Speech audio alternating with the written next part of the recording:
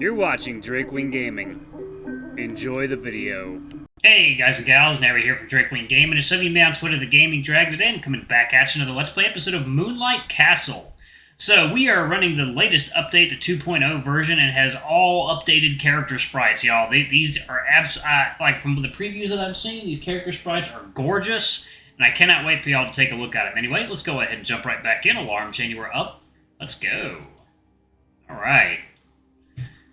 My heart started to race as their light moved toward us. Oh. That's right. Guess it put me back a little bit. That's fine. Looks like your ghost has finally decided to show up.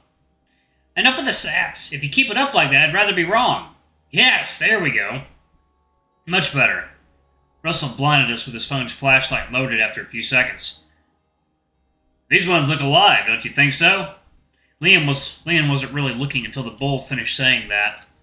It seemed the feline was busy trying to do something to the wall on the other side of the room. He glared at me as soon as our eyes met, though only briefly before he returned his gaze to whatever he was doing. I don't think I can be any more disappointed. Sorry, we weren't... Oh, wow. Damn, Ryan, you big boy. It was my idea. Don't blame Joel. He even wanted to leave. Liam grunted. How much did you hear? We heard Clyde's name. Just ask the source if you want to know. Clyde would never do that to you. You don't even know what you're talking about. This whole time he didn't look at us, and he continued not to look at us. Still, I'm sure it's just a misunderstanding. Clyde cares about you. The things we said to you, they weren't lies. We meant it, every word. I'm done talking about this. It isn't your business anyway, not unless you want to be like your friend standing behind you right now. My heart was broken by that, and Ryan looked like he was about to snap. Don't waste time with this guy, Joel. Ugh, these tools are fucking useless. Billings shouted, and then he threw a pair of pliers across the room. I walked inside and realized he was trying to force a door open. Also, I realized that the room was empty, completely void of anything. It was basically a cube with two doors. We've been finding lots of locks, and he's been getting tired of that. Of course! I'm so fucking upset right now. I've never had a problem breaking a lock until now. How am I supposed to investigate anything like this? I want to go home. I'm done with this place. You can't even get inside there. We're only wasting time here. Fuck off, Ryan. You're the only one wasting time. I'm not fooling around. Tell us why you're here, then. Hell no. What do you think will happen if I do? Ryan is going to scowl at me and claim I'm saying nonsense. So are the others. They've decided I'm the bad guy. Might as well keep that up. I understand you, but we can't make progress here. If the thing you're looking for is deeper inside, you're going to have to bring more tools. It's only here that I can't do anything at the moment. There are other areas I haven't checked. You saw how big this castle is. You really want to look everywhere in one night, all by yourself? Thinking, y'all. Water time. No, fuck did I do? No. Let's try that again. Damn. Come on. Alright, there we go. Alright, there we are. Okay. Save. Yes. Okay. Alright. That's exactly why I scattered everyone around. Had to make sure I had eyes everywhere. For what? I'm sick of this. Shit! Furiously, the Lynx slammed yet another tool on the floor, and immediately after that, he got up and began to walk around the room, back and forth, throwing hands and ignoring everyone. How am I supposed to find you? Watching him, I felt anxious. He was looking pretty much like a psycho right now. Joel! Yes? Without delay, Ryan dragged me away from the Lynx. The bear shoved me out of the room and stood in the doorframe to block the path. Truth be told, I also felt like I was being threatened. Something in the way the feline was saying that was scary to me. Fuck, I need to calm down. The bear's protective gesture must have made the feline realize what was happening. Russell helped the Lynx slide down against the wall. You want to know? That's all you guys want to hear. It's probably also the only reason all you came along on this trip. No, I'm here for Joel. Liam laughed it off. It was likely an attempt to get himself back to normal. I'll tell you why I'm here and what I'm looking for. I'm gonna come clean. Ryan's stance was looser just now, and it was enough for me to squeeze through the gap and get inside again. I took a closer look at the Lynx. I'll say it in front of everyone, but I need time to mentally prepare myself. I'll do it tomorrow. Is that alright with you? I get it. There are things I find difficult to explain, too, and they can get to me sometimes. They can even make me go nuts. However, that alone isn't an excuse to hurt other people. You don't really get it. You think we're the same, but we aren't. You still have a certain luxury that I've lost. He pointed his finger at Ryan, and I didn't get a chance to say anything as he continued to speak. You have him. No matter what you do, you're never going to be doing it alone because that idiot is there, and he's always going to be there to keep you from going insane. The Lynx opened his bag and collected all the tools on the floor. When you've lost everything, you stop caring about the consequences. It was only then that I began to see the giant wall that kept us separated. I thought I'd taken a step closer to him, but there was still an abyss I had to overcome before I could get to him. Unable to find words powerful enough to aid me through this, I stared, speechless. Gently, Ryan patted me on the head. I'll lead Liam to the entrance. Join us soon, okay? Ryan stopped blocking the door. Liam avoided eye contact as we walked away from Russell. As he walked away with Russell. Don't make me say it! I turned my face away from the bear, grunting. Now, I'll have to say it then. I know it's not my fault. Did you get it out of your system? How I see it is that Liam is trying to manipulate you into feeling bad for him. So, water time. Alright, y'all, and we are back. Alright, of course. That coming from you, what a joke. Call me biased, but not everyone deserves to get help, and you can guess which kind he is. What about you? Don't you remember? Joe, don't you dare bring that up. Weren't you in the same boat? I still remember the things you did back in the day. I've changed. I was a kid. He's an adult. It's not fair to compare us. That's not the whole story, is it? How did you change? Why did you change? The path was shown to me. I changed because of you. His voice became coarse. Clearly he was upset to be forced to relive a fragile part of his memories. I took his hand and put it on my chest so that he could feel my heartbeat, still without looking at it.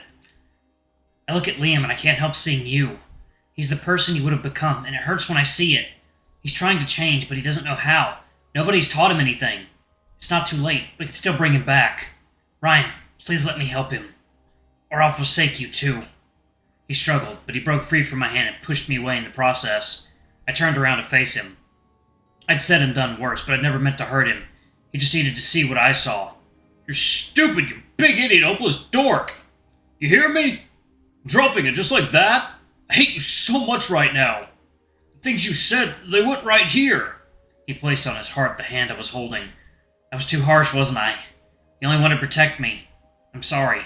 Suddenly I found myself wrapped in his arms. I couldn't see his face, but it wasn't difficult to imagine how it looked. See, you're so stupid. Why are you apologizing now? You just don't get it, but that's okay. I'm okay with that. Hey, I'm not okay being called an idiot. I threw that joke in the air, as I was unable to find anything meaningful to say to him. You can be an expert at other things. For now, though, it's okay to be an idiot. He rested his chin on my shoulder and tucked his head as close as possible to my neck. Is it? I guess it is. I reached my hand from behind his head toward his cheek and caressed the latter. I'll stay with you all the way through. I won't argue with you about what you decide to do anymore. I trust you. Thank you. I appreciate it, really. Ryan set me free, and quickly he moved out of the room ahead of me. I couldn't look at his face. We should hurry. I'll get mad if they leave the lounge to go somewhere again.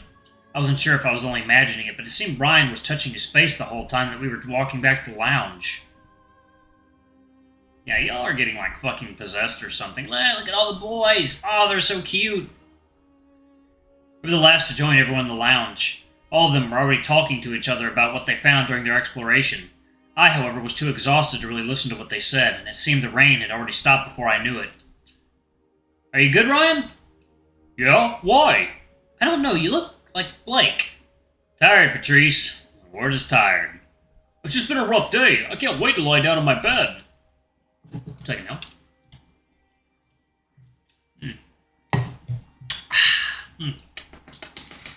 Delicious. Let's postpone our discussion. I don't think any one of us is in good condition right now. Let's do it during lunch, like always. Sounds good. Finally, our little adventure had come to its conclusion, and all of us walked back to our car. Once I'd sat on my seat, my heart felt a little lighter, though no one really said anything during our ride back to Russell's shop. The vibe was the complete opposite of the one we had on our way to the forest. We reached our rendezvous and bid our goodbyes. Can I drive you home? You don't have to. I live nearby and you really should be on your way. Please? Reluctantly, I moved from the minivan to Ryan's car.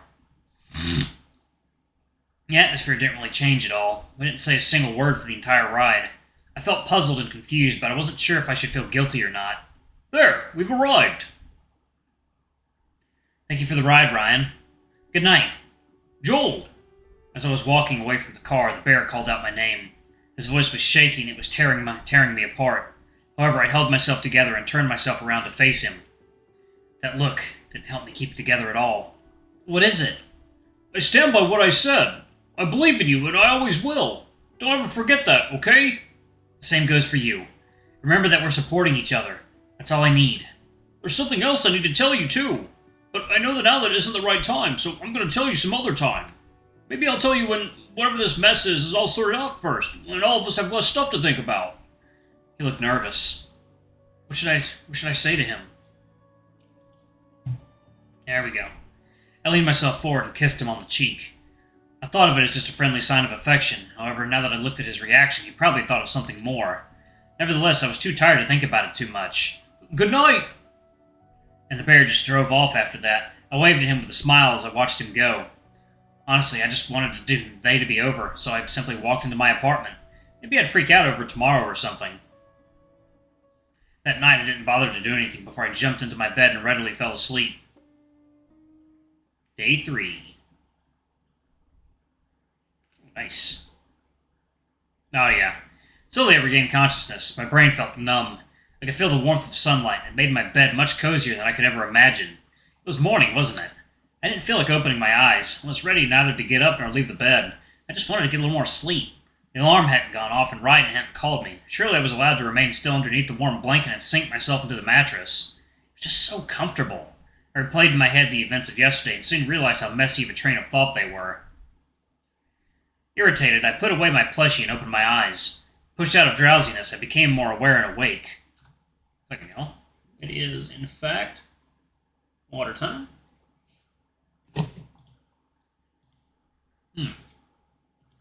Oh, yeah. Okay. A gentle breeze touched my almost naked body. Although I didn't really remember doing that, it seems like I'd subconsciously dumped my clothes on the floor in the middle of the night out of habit. In spite of that, I just stared into nothingness, allowing the memories to flood my brain. That really happened, huh? I was sitting on my bed and again thinking about what I did last night. Did I go too far? Fuck, why couldn't I hold myself?